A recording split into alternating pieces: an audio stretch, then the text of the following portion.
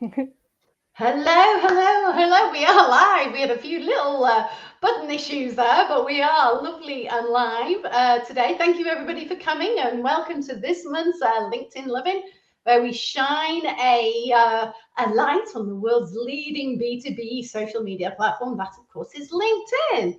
And today we're talking about how we can laugh our way to original content with Nana Sondrup, who is Denmark's LinkedIn content queen. Hi, Nana. Lovely for you to join us. Thank you so much, and thank you for inviting me. Oh, it's fantastic to have you, because we met actually at Uplift Live in March this year, which was the UK's first LinkedIn conference, and there'll be another one next year. And I know that you were speaking at Denmark's LinkedIn conference in May this year, weren't you? And you were sharing some good ideas for LinkedIn posts, or how to come up with good ideas for LinkedIn posts while having fun.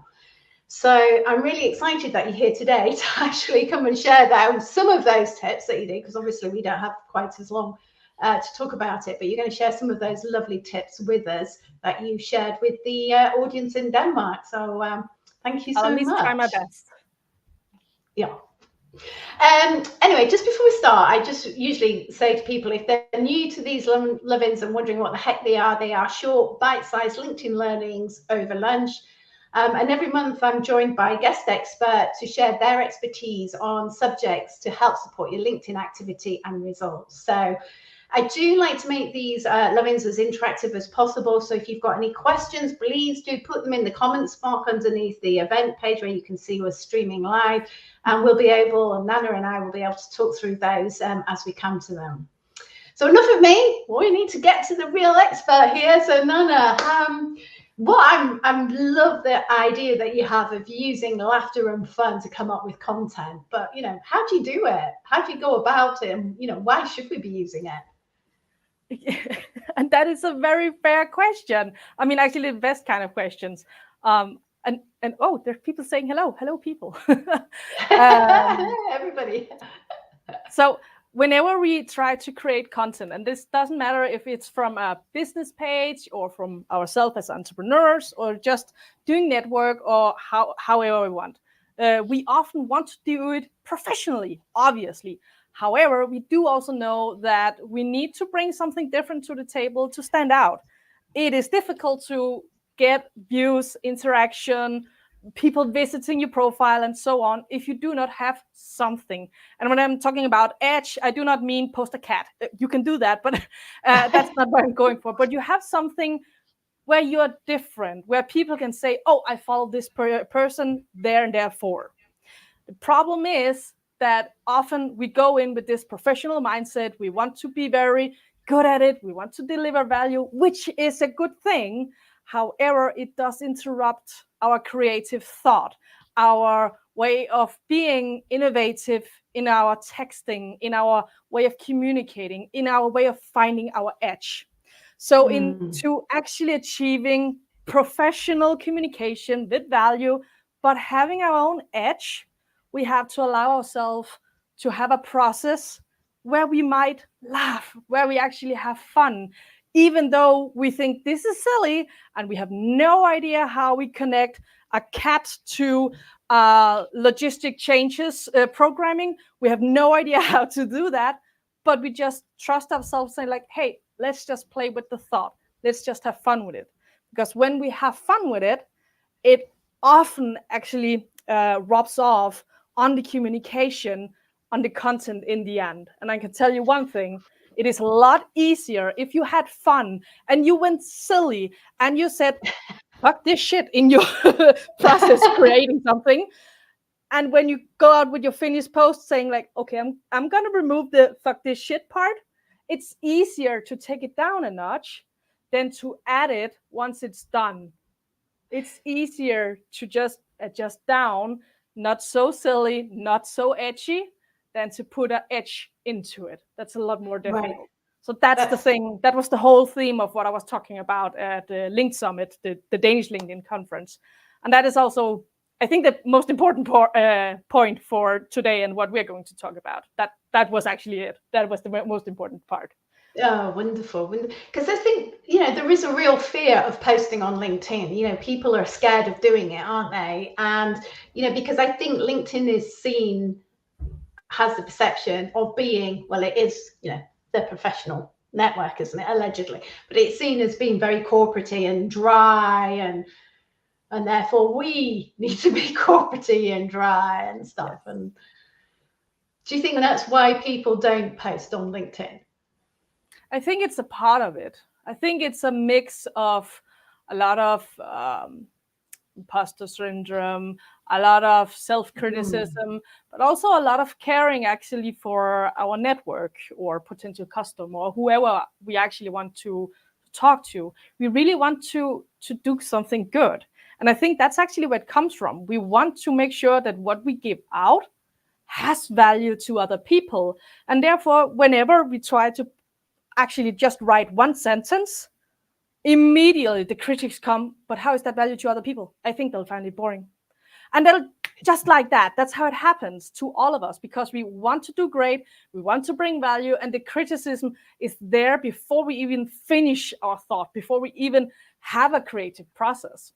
So there's a mix of self-doubt, and there's a mix of wanting to do good to other people. At least that's how I experience. Of course, there is people who have different issues, but that is something I experience a lot.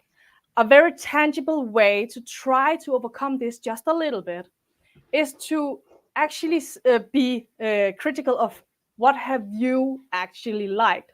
So go onto your profile and look at your activity and see what have you liked recently. What most of us discover is that what we have been drawn to ourselves is something that is not too bored, very professional, very analytics, very wow, they know everything kind of post. Often we find it that we have liked a very personal story, or we have liked that a company, they just have Cake Tuesday instead for Taco Day or whatever. They just did something human or different. And by looking at ourselves and our own behavior, being like, wow, so I actually like this. And I very much care about value. I very much care about that I get something from being LinkedIn, like in my mind and developing, but I still liked this. I still interacted with this. Then if that can be value to us, maybe that is also something we can give out as value to other people. So if seeing somebody else saying like, hey, we had a great day because we did this and this and this. We ate cake and we sung as a start of the day to shine or whatever. If that suddenly was a post we liked, we need to be aware of ourselves that this was value to us. Not necessarily knowledge kind of value, but it was value and therefore we liked it. So keep that in mind so you don't stop yourself from posting just because it needs to be this corporative big thing. Does it make sense? I love that. I do, absolutely, because I think, and that's a real kind of light bulb, isn't it? Because, whenever we say about when you post on LinkedIn, it's got to be of value. What actually does value mean? Value to one person could be very different to somebody else. And, it's is it a cliche or it's just boring, isn't it? It's a rubbish word. Does it add value? Are you adding value? Exactly. How does value look? How much does it measure? How high is it? What color does it have? Nobody knows because it's subjective. By the way, I can't see who wrote it, but I love the comment, professionally networking allegedly. I love that. I love that. I'll pop that on there. Yeah, sorry, I saw that. It doesn't come up with whose name it is, does it? Where is it gone? Yeah. So sorry, whoever linked it. I don't know why, but I think that was me going, oh, LinkedIn allegedly is supposed to be. I don't know, but I just love that. So it's really interesting then, if we think about value and what actually that means. So what you're saying is it's not about just knowledge, it's that almost entertainment, it's that education. Well, I suppose that's knowledge, but it's a different way of looking at what it is. So when it comes to posting on LinkedIn, if we're going to look at value, you've got to also understand who your audience is, because what will they like? Exactly. That is very much on point, the thing to care about. I think I heard it from And people can't be like, oh, but Nana said, no. I am pretty sure that a guy called 𝐶𝐶, I'm not sure how to say his last name. He used to be a monk. Now he worked with social media, viral videos. He at one point made a talk where he said that they have checked what can go actually viral. And information, knowledge alone couldn't go viral. Yeah. They had to, every time, to add some kind of entertainment, emotion, something either sad or reflective, or where you actually feel involved with it, or you can relate to it, something that hit us as a person. You know, that was very, very important. They couldn't get it. Thank you. Yeah. I was going to say, yeah, thank you, Sam. That's who it is.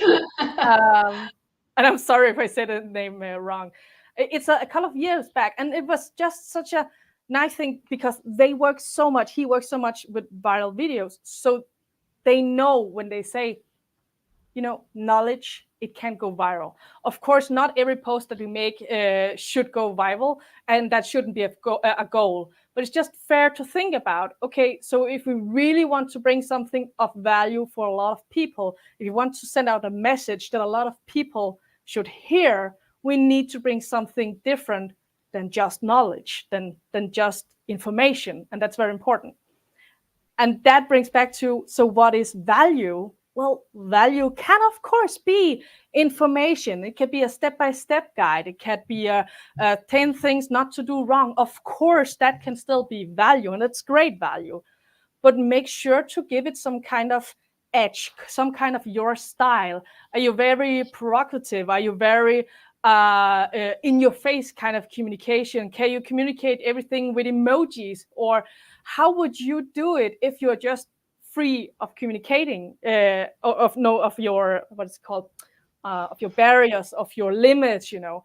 How would it be? And I don't say go insanely out there, but just give you at least yourself allowed to be in a process of creativity where you go all out. And then when you stand with a final post, you can always say, okay, I'm going to tone it down a little bit. But that's how you add that little bit of edge.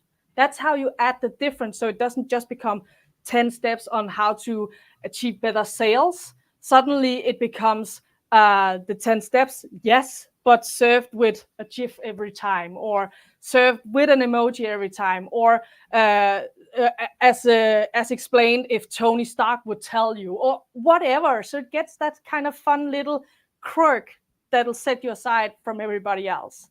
And how that looks is different from person to person. But when we do that, it tells a lot about who we are, our values. Who will you meet when you do business with me or us or whatever? Is humor allowed? Or are we very, very, do we get Excel jokes, you know? Or how are we as people? That tells a lot on just communicating with that edge. And to be fair, it takes some more bravery, I have to say. It takes a little bit more. But allow yourself the process to be very brave. You don't have to post the crazy ideas. You just have to allow them to grow so that you always can take it down a notch if you feel like it when you actually finish the post. That's very, very important. So value is different from person to person. But if you can't, find out what kind of knowledge do you want to share, what kind of information do you want to share to your target audience, and what is fun for you? What is your edge? What is you having just the time of your life when you're communicating that? And you can do it with a buddy. You can do it with a friend where you just go crazy out. It's like, oh my God, it would be fun to say it like this. Try it out. Try to see how would it actually feel? How would it actually look if you allowed yourself to just laugh? I mean, if I should be very, very specific, be a little bit more, okay, so how do you attack it? What makes you laugh? What is something you find funny? And before you say like, oh, that's not professional, I don't care. I didn't ask for that. I asked for, what do you find funny? So if people say like, okay, I like to see a Jimmy Carr show. Okay, bold. That's a lot. Let's try to work with it. Then allow yourself to hear one of his jokes or hear with a colleague, maybe, if that helps you out, and just embrace it. Have a little bit of, oh, that's funny. And then you give yourself a challenge. Put up like, I have to tell people these 3 steps or these 5 mistakes they can't do or whatever kind of knowledge. And then you give yourself the challenge to say, okay, you have to combine it with one of his jokes. Either the essence of it or the idea of it, or even maybe the punchline. Try to see if you can work it in together. Give yourself that challenge. And don't be like, oh, that's too unserious. You can't say that. That's too much. You don't have to post it. You just have to allow the process to happen. And when you feel like this is fun, this is amazing, that's too much, but I'm finished, good. Then you take it down to the notch of where you feel like this is comfortable of me posting out. There's a very tangible way to address it, to actually laugh, having fun. And I don't say you have to love that. You can love memes, you can love Reddit, you can love whatever. Just be like, okay, I find this fun. See how you can combine it. If you feel like people playing football falling all the time is the funniest thing ever, try to see if you can combine that. And if you feel like I am totally stuck, you can also ask an AI to help you start this brainstorming process. Saying like, I want to combine these 5 steps of what people shouldn't do in sales teams, whatever. And I want to combine it with this joke with Jimmy Carr. Can you give me 5 good ideas and example? And some of them will be like, they will. But you might get inspired, be like, oh my God, that's funny, and take it out and use it. Allowing yourself this creative, funny process, that is how you give yourself an edge in the end. People can feel if there's real people behind it. But you just said AI. I know. You should just use the AI. You should use it as inspiration. That's what I meant. Yeah. But people can feel it if there is some kind of humanity, if there is personality, if there is opinions behind the text. We can see it. We can feel it. And that resonates with people in the other end. That's where it's like, oh, there's some edge. And either they like it or they don't. And that's a part of it. And that's what makes you unique as well, isn't it? And I love that. So if you start with what makes you laugh, let's go, or, you know, a particular comedian or a particular situation. I always makes me laugh at when we have a something called 𝐓𝐡𝐞 in this country. I don't even know if it's still on, but always makes me laugh how you get all these people who come on and think they are the amazing, the world's best entertainers and singers, and they are absolutely dire. And that's the only bit I watch of 𝐓𝐡𝐞, because that's the bit that makes me laugh, because I'm like, their self-belief is so amazing. And that's what you're saying. So what is it? So we don't start with, I've got to post some content on LinkedIn. We start with what makes me, it's like, what makes me laugh? What do I like? And then what I post will be attractive to people who also find the same things that make me laugh. Yeah. And we can have fun together then. Yeah, exactly. And I actually like that, because as soon as you said it, I was like, oh yes, there's so many clips, you know. Yeah, exactly. And I'm just like, oh my God. So imagine you are.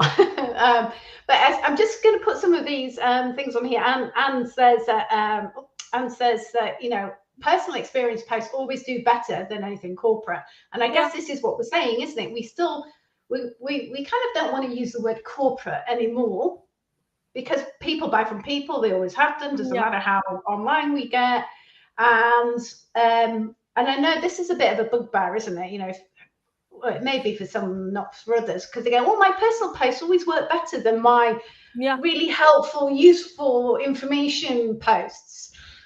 And it's just down to, because those are dry, and the personal ones people relate to, isn't it? But it's funny because, okay, there's two different things I really want to add here, because there's one side where people say like, oh, but when I share personal stuff, you know, is here. It always does better than when I just share information that's important. Yes, but when we share that personal stuff, we often allow ourselves to shine a lot more through. You know, I had a laugh with my daughter, or we were on the football and we were kicking and doing so and so, or one of the favorite thing when we have the Friday is to eat the chips or whatever. We add a lot more of personality because we can't help it. Yeah. But when we go over to share information, we are so focused on that this has to be on point and has to be very, very, okay, our competitors can't come here and say it's not right, so we cover our ass and make sure everything is covered, and we make sure there's the best kind of value, and then everything of humanity just molds away. It's not even there because we're so focused on that. So here we allow ourselves, we have to put ourselves into the story. It just happens naturally, but we forget it over here because we're not forced to do it in the same kind of way. That's the one point. And then the other, the corporate, because if I can play a little bit of the devil's advocate. Do you say that? Yeah. Okay, fine. You don't know. It's, I speak Danish, so I don't know. I know you're doing very well. I don't speak Danish at all. Then or any other language. There'll be the people who says like, okay, but I'm responsible for the company page and we have to do corporate, so this doesn't work for us. I know what you're saying and I hear you, and I know there is some limits. Sometimes there might be politician involved, sometimes there might be the state, or it's just so huge corporate, it's very difficult to, you know, have this human side of it. Yet it is still something that works. And a lot of people who work on the company page, they sometimes share it on personal page, the same kind of stuff they would love to, but with a person's voice, and they do so much better than the company page, even though it might have 100,000 followers. And I think this is about also leaders, people in charge, being more brave to embrace humanity in a brand's communication. So yes, we would like to cover our asses because the bigger corporate it is, the more fine and clean we think it has to be. And fair enough, I get it. There is some laws and stuff that might limit you, and that's fair. But at least to the leaders, to chiefs, boss, whatever you call yourself, try to be brave and just be a little bit more, how can we step out of comfort zone just one step?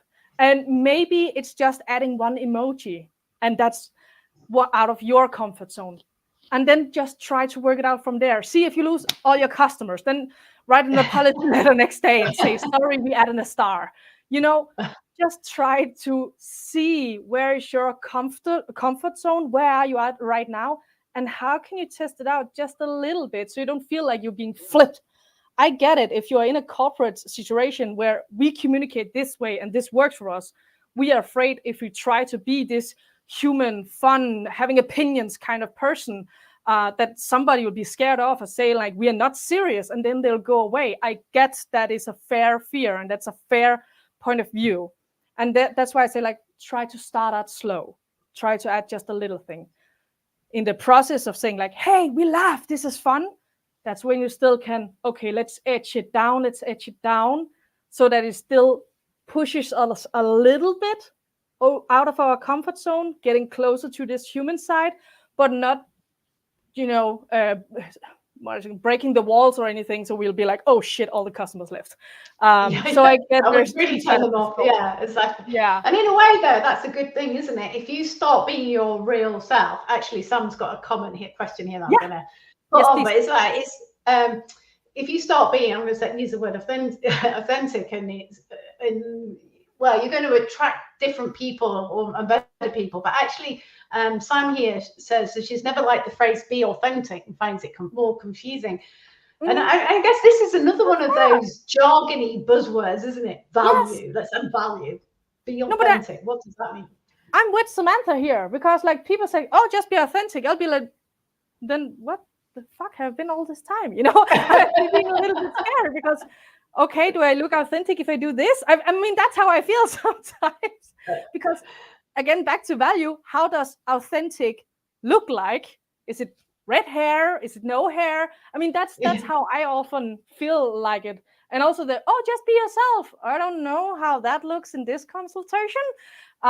So I'm with you, Samantha, on this one, because it is confusing. So instead of being like, just be authentic, it's more like, okay, how would you relax? What would help you? Like, oh, there's all of these rules. I have to meet these criteria. I have to, no, okay, fine. So there's a lot of rules that holds you back, that puts you in a box that's not comfortable. Let's just play with the idea. You don't have them. Just let you have a creative process and being like, it doesn't matter right now. What would you like to write about? Do you have any idea? Do you want to write about Jimmy Carr or football or whatever?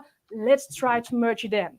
Because being authentic, that's a big question. I mean, who are you? It's a very difficult question for everybody, no matter how many years they have done self-helping or whatever. It's a huge question, but just being like, how would you relax? How would you have fun? Forget about the goals, forget about the restriction, forget about all that. Can you just tell me, how would you like to have fun? Would you see a meme? Would you see an 𝐓𝐴 clip? What would you do to just chill, have fun? Great. Let's start from there, because that's a lot more easy thing to answer than just being be authentic. So thank you, Samantha. Thank you for that. That was a great one. Thank you, Samantha, for saying that you never like the phrase "be authentic" and finding it confusing. I just think these are what I would call buzzwords, like, yeah. And what does that actually mean? I think. Oh, I'm just going to pop this on here. I was just trying to read it, but I think we'll help from Samantha as well. So thank you very much, Samantha. So be human is nicer, definitely. Imagine being sat having coffee with the reader. I love that. Yeah. What would you say? How would you say it? It would be a personable experience. It helps to think of a scenario like this to help you be yourself when writing. Yeah, I think that's a really good point. It is. I mean, again, damn, Samantha, you and I, we vibe. I mean, one of the best feedbacks that I get from when I have posted something, people have been following me and I meet them in real life, it is where they say, oh my God, you are just as I imagined. Thank you. I don't know if it's good or bad, but at least I nailed me, you know? And that Samantha really sets it on point. The person, when we are sitting down, having coffee, chillaxing, because I mean, LinkedIn, yes, it's B2B, but it's just a digital version of physically networking. And when we are networking, even in business, we still tend to bond over, oh, so what do you have? Or how many children? What do you care about? Are you a gamer as me? And then we bond. You know, that's how it also works. It's no different, is it? Exactly. People buy from people, but getting to know you, building rapport. It's not just about this. Even, you know, even before LinkedIn, you know, business was never like that. It's always about. And I'm definitely not the first one to say that, you know, allowing yourself to both have some kind of personal approach content, but also adding some knowledge into the same post. That's a great thing. And I feel like when you want to share out of experience, it's a bit easier to add yourself into it. But when we come to okay, I wanted to add the value in form of knowledge, information, step-by-step guides, whatever, that's where I think you really should try to say, okay, how can I laugh my way to it?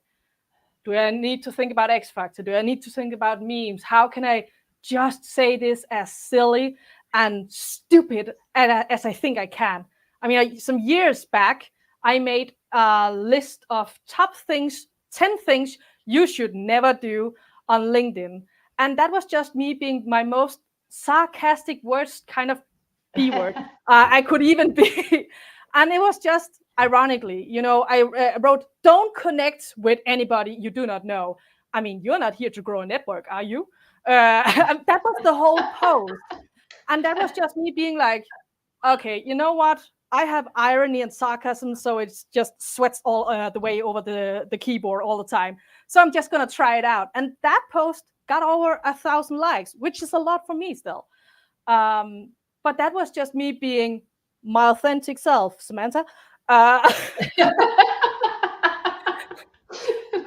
I know that if you're a big corporate, you can't do that all the time. But again, then write that post being the most sarcastic Chandler Bing, all you can be, and then tone it down to be like, okay, maybe we're just gonna leave 1 or 2 sentences and try it out. That is fine, but allow yourself for the process, especially when it's information and knowledge.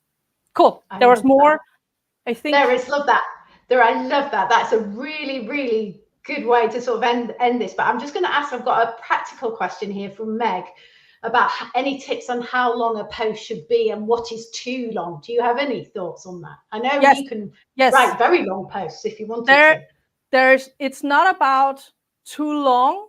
It's about too boring. And by that, I mean, you can easily write a post maxed out. I think it's 3,000 units by now if it's interesting, if there is either great information or if this story is just like, oh, I have to read all of that, you can max it out. But you can also be like, that post is too long with only 400 units, because it was nothing. It was just like, we have exciting day at the office. Oh my God, the coffee here is so great. Have a nice Monday. That's already too long. I mean, you wasted too much of my time. So is it too long? I mean, it's more about it. How much can the value, the story, the information carry? How long is it appropriate? If you compare it to the amount of value. So that's why I'm saying it's not about how too long, but about too boring. That's just. I love that. That is just spot on, isn't it? You know, you can't have a post that's too long. You can have a post that's too boring. Exactly. That is just brilliant. Absolutely brilliant, and a fantastic way, I think, to actually end our loving today. I'm huge thank you, Nana, so much for your time. I appreciate, because you're off on holiday next week, so you've got lots to do. So I really appreciate the time you've taken today. Fantastic tips. Thank you, everybody, for joining us. Do add any more questions in the event feed. You know, Nana and myself will come and have a look and answer them as best we can. But until next time, thank you very much. And thank you very much again, Nana. Thank you for having me. Thank you. It was a pleasure.